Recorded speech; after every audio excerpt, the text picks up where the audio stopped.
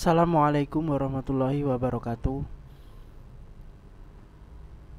Pada kesempatan ini saya akan menjelaskan bagaimana kriteria pelamar untuk CPNS Kementerian Hukum dan Hak Asasi Manusia tahun 2017. Di sini pengumuman dapat diketahui kebutuhan dari masing-masing jabatan diperuntukkan bagi pelamar dengan kriteria cum laude, ya. Jadi jika Anda mempunyai nilai transkrip nilai itu cum laude, ya, mungkin di atas 3,5 dengan indeks prestasinya, Anda bisa mengajukan diri melamar pada formasi cum laude. Cum laude adalah pelamar lulusan terbaik, ya. Cum laude dengan pujian. Jadi Anda mempunyai penghargaan, ya, dengan nilai terbaik dengan pujian. Nanti Anda lihat pada transkrip nilai, di situ sudah diberikan keterangan bahwa Anda dinyatakan cum laude dari perguruan tinggi terakreditasi A, tentunya dari universitas yang terakreditasi A, atau biasanya di sini adalah universitas negeri, ya, ataupun swasta tapi mempunyai nilai akreditasi A. Jadi kalau Anda kuliah universitas swasta yang mempunyai akreditasi B atau C, itu jangan coba-coba melamar, karena pasti nanti Anda gagal pada saat seleksi administrasi. Jadi Anda gugur, Anda tidak bisa mendaftar ulang, seperti itu. Jadi perhatikan baik-baik nilai akreditasi universitas Anda itu dengan nilai akreditasi A, dan Anda termasuk lulusan terbaik atau lulusan cum laude, ya. Ya, di sini diterangkan ada keterangan lulus cum laude pada ijazah atau transkrip nilai. Kemudian pelamar pada tahun ini juga diberikan kursi kepada penyandang disabilitas atau berkebutuhan khusus, ya. Disabilitas adalah pelamar yang menyandang disabilitas atau berkebutuhan khusus dengan kriteria mampu melakukan tugas seperti menganalisa, mengetik, menyampaikan buah pikiran, dan berdiskusi. Jadi disabilitas di sini ditentukan yaitu mereka yang masih bisa melakukan tugas seperti menganalisa, mengetik, menyampaikan buah pikiran, dan berdiskusi. Artinya disabilitas ini mungkin yang cacat terbatas, ya. Jadi yang bisa melakukan tugas-tugas seperti yang saya sebutkan tadi, ya. Kemudian yang butir C ini kriteria pelamar adalah putra-putri Papua. Jadi bagi Anda yang mempunyai putra-putri dari Papua, bisa melakukan pendaftaran CPNS Kementerian Hukum dan HAM.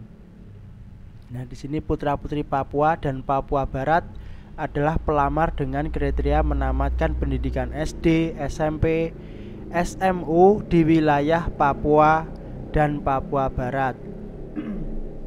Ya, jadi anak-anak Anda yang bersekolah SD, yang SMP, yang SMU itu ditamatkan di wilayah Papua bisa melakukan pendaftaran CPNS ini. Ataupun garis keturunan orang tua. Jadi ada yang bapak asli Papua itu bisa melamar menjadi CPNS. Jadi bapak yang dari Papua dibuktikan, ya, dengan surat keterangan dari kelurahan. Jadi Anda minta surat keterangan dari kelurahan, dari kepala desa yang menyatakan bahwa ayah Anda adalah orang asli Papua atau Papua Barat. Nah, nanti Anda berhak untuk mengisi formasi kursi pada putra-putri Papua. Itu. Jadi yang kemudian ini diprioritaskan. Jadi Anda nanti diprioritaskan mengisi kursi formasi pada kursi formasi putra-putri Papua. Nah, ini Anda diprioritaskan untuk lulus. Ya, mudah-mudahan jika sudah diprioritaskan ini ini lebih diutamakan. Ya, kemudian butir D, jadi pelamar umum adalah pelamar yang tidak termasuk kriteria sebagaimana huruf A, B, dan C di atas. Jadi yang tidak termasuk A, B, C ini ya, itu termasuknya pelamar umum. Jadi yang bukan kumlot, yang bukan disabilitas, dan bukan putra-putri Papua itu masuk ke dalam pelamar umum. Masuk ke dalam pelamar umum. Jadi jika Anda mempunyai nilai yang kurang misalnya ya, tidak termasuk lulusan terbaik ya, sedang-sedang saja, bisa masuk di pelamar umum.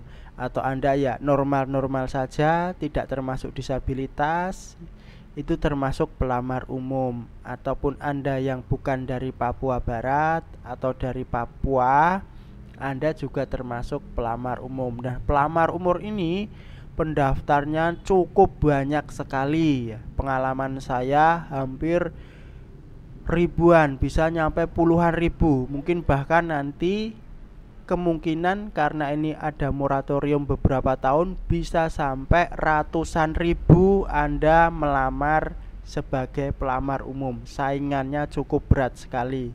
Jadi Anda harus berusaha keras, berdoa ya. Nanti saya akan coba insya Allah buatkan video tentang ujian-ujian TKD CPNS ya. Jadi ikuti terus video saya.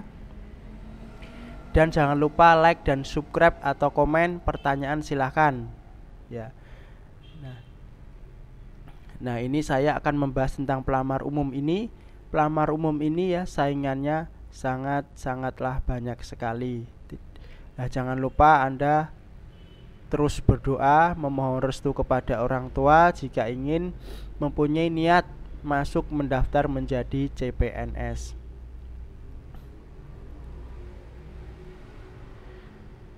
Nah, jangan lupa nih yang pelamar semua ini dari poin A, B, C, D ini harus memenuhi persyaratan melamar sebagaimana dalam pengumuman ini. Jadi ini harus memenuhi persyaratan. Jadi saya sementara bahas kriteria pelamar dulu. Nantikan video nanti untuk persyaratan pelamar. Sampai di sini. Wassalamualaikum warahmatullahi wabarakatuh.